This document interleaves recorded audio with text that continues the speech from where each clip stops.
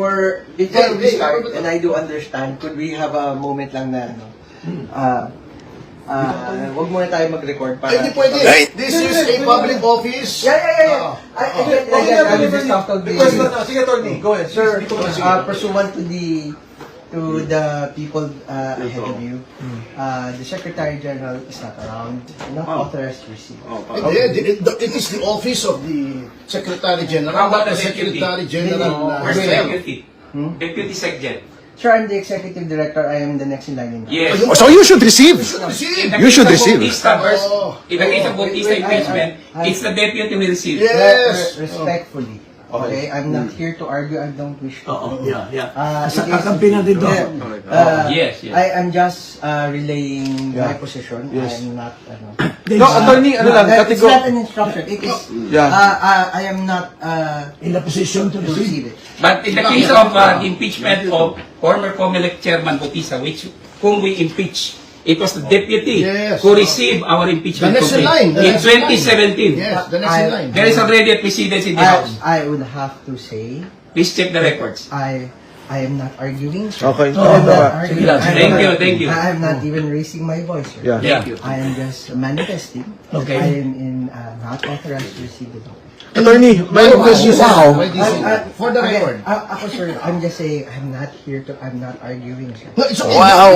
What's your... Attorney, question lang. Can it be received ministerially lang? Kahit not you, but Because it's someone... ministerial. No, sir. No one is allowed. Again, the previous people have tried. Okay. I have nicely... But why did you receive the first one? No, I have not received it. Hindi, bakit nga? What is the legal basis? Wala naman dito No, sa legal we're not No, arguing. which one, sir? Yung first impeachment proceeding na nandun na sa office. Kay Attorney Jesus.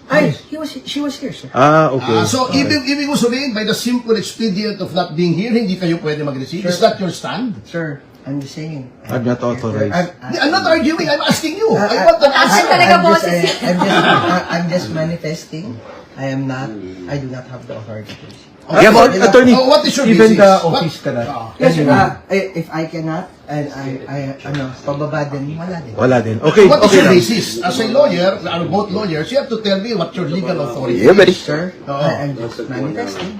And Wow. that's all. Up to what level yung authority sa office of the section? Can you assure us na wala kayong gagawin to block our filing when we return on Monday? Like Pag nandito na yan sila. impeachment complaint that you already received. That is, obviously, sir, that is not within my... Yeah, hindi siya yan. It's not my office, sir. Hindi, ang tanong lang, so number one, you're not authorized. Number two, the office is not authorized.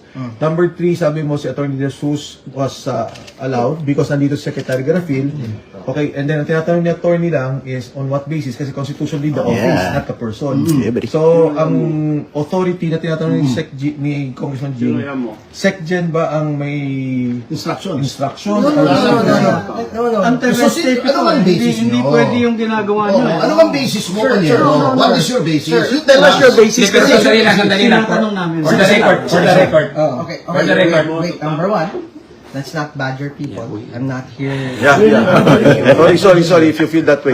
That wasn't meant to. We don't, You just answer the question para hindi ka mabadger. If you're Ganito not kasi. answering the question, we demand answers because we are citizens. We are paying your salary. Ganyan talaga. We're paying your salary, so you answer us. For the meantime, I'm making a proper, even if you don't receive, by law we can proper the complaint and all the annexes, and that is legal. If you will not receive, that is deemed legally received by law. We tendered it Tender. to you. We are proppering and tendering it Our complaint. in under and by virtue of the Constitution. Teka.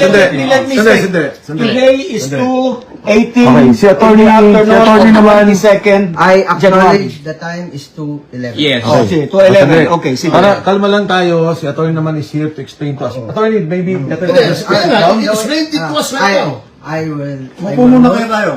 Upo muna tayo. Kaya sabi ko baka. Ako muna tayo. Para hindi tayo parang tense dito sa Yeah. Attorney, please sit down here. I note your manifestation, sir. I note your manifestation. But going back, Banyero, to my original question, what is your legal authority in saying that you are not authorized to receive? We want to know. We are It curious. is a statement of fact na I am not authorized. Okay. So you are saying that based on your own conclusion of what the law says, you are not authorized. Is that what you're telling this fellow lawyer? It's not in the law. Panyero, It's Kaya against the nga. law. It's against the law. Is that what you're saying? Okay yan, sandali So sinasabi na ni attorney, I'm not authorized. Is there an instruction, attorney? No. Wala. Walang So instruction that- from SecGen, walang instruction from... Okay, going to my next question. Okay. Since there is no instruction, you're saying that you cannot receive the complaint is based on your conclusion of the what the law says. Wait, sir. Wait, sir. Pakalis naman, sir. These questions, what are they for? We want to know because we are citizens. We are paying And your it's a public salary. office. Under the You are a public, Constitution, you're a public official. Okay, one by one. under the Constitution, very clear that if there's an impeachment complaint and duly endorsed by O sige, para maliwanag na I refuse to be covered by any media recording or anything. Ano, this is public. Wala yan sa ano. Hindi pwede. This is a public office. It's a public office. Hindi to private conversation pare ko. For manifestation's sake, Okay. Okay. I just manifest. Okay, I go ahead. am not consented to any recording or broadcasting of any conversation here as I don't. Okay. Our lawyer and co-complainant, according to Topacio, will tender the Okay. complaint. Okay, let's Hindi, sandali lang, for the record. Oo. We'll tender the complaint Oo. in accordance with the Constitution. I note, Okay. I note for the proper. That's Kanina yun, di ba? I know. Inabot ko. Oh. Yes, sir. Kanina I yun. note for the proper. I said no. Para let's go through the motion. Okay na. I said no. Yes. Para at least Okay. Nonetheless, we are tendering the Attorney, Okay. just to be, to be candid, syempre, because we understand na hindi ka naman yung authorized, but of course, as a group, we will also take legal steps. That's why may mga ganito lang motions. We understand na. So, thank you.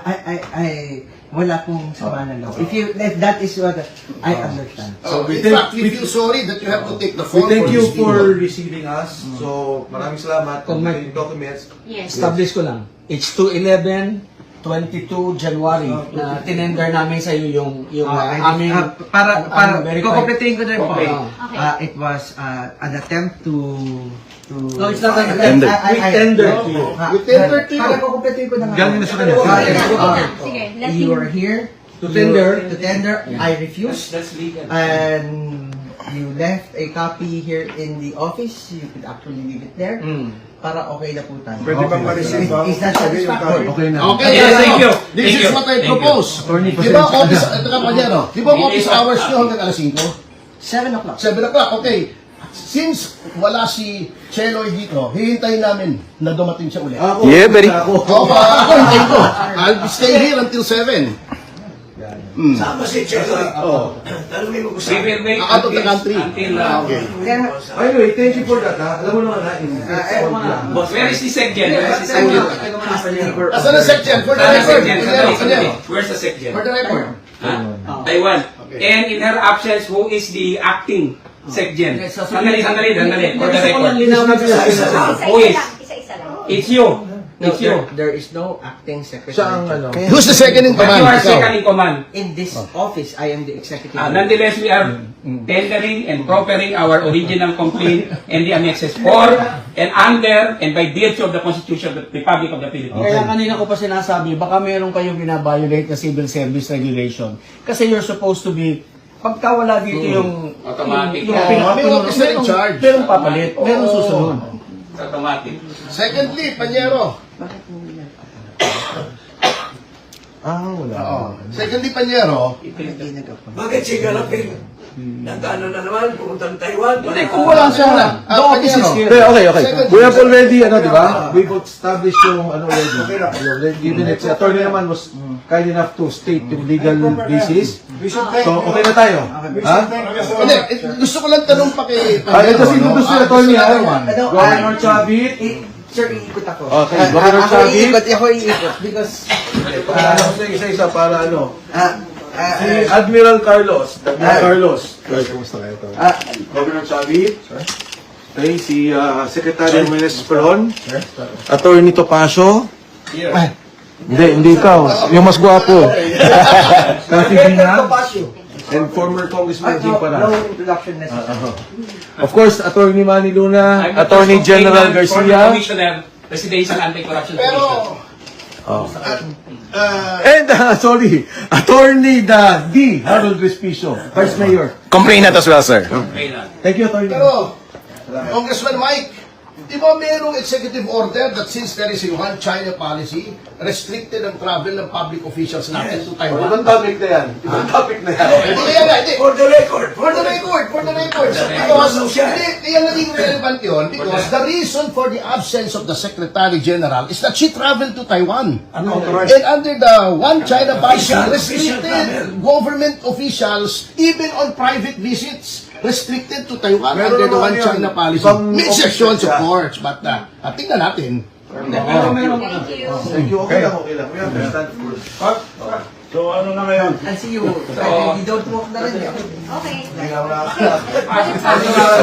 na nangyari? Yun nga. Anyway, binigay naman ni Attorney yung... Tender naman tayo, that's enough. That's the legal requirement. Tira, manong. Let's go. Iwan mo natin.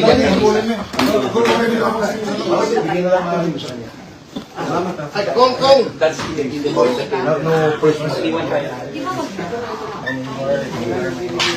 Thank you. Attorney, any quick statement, sir? 5K nanonood sa live ngayon? Again, I am not consented to be recorded. Alright. Alright. Oh, sige.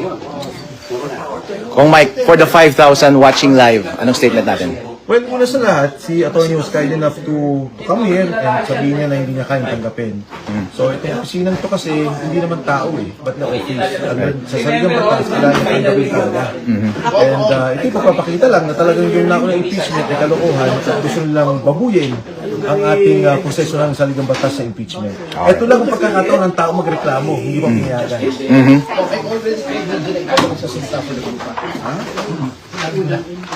Attorney Topacio, any statement? Yes.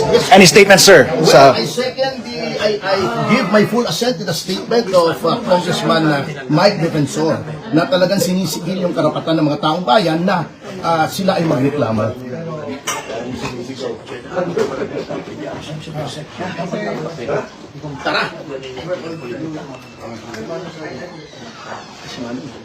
Congressman Paras, ano po statement natin sa kanilang pag-refuse ng ating complaint?